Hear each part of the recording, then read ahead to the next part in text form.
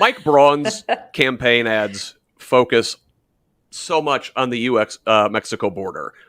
Last time I checked, Indiana's nowhere near the border.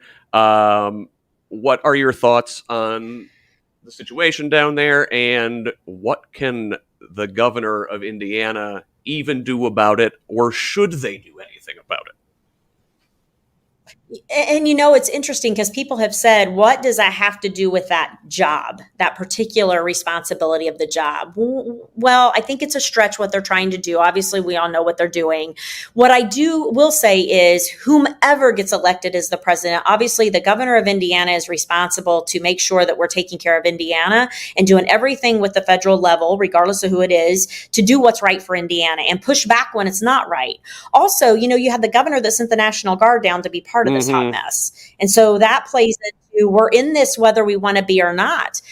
We just had a bipartisan bill that we also had those who represent Indiana vote no. And there were Republicans and Democrats that said, this is the best it's been in decades. Like, let's push it a little.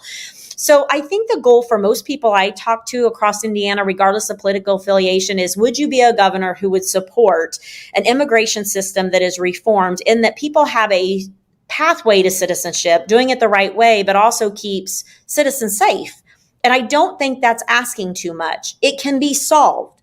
But what we're seeing now is you have got Donald Trump and a lot of the people who follow Donald Trump that aren't wanting it solved. And so we get commercials from a gentleman who has been endorsed by Trump and has endorsed Trump.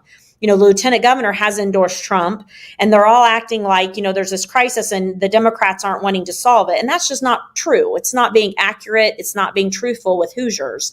So I understand why they're doing it. I don't agree with it. I do think chaos. Immigration, yeah, that's their entire strategy. Yeah.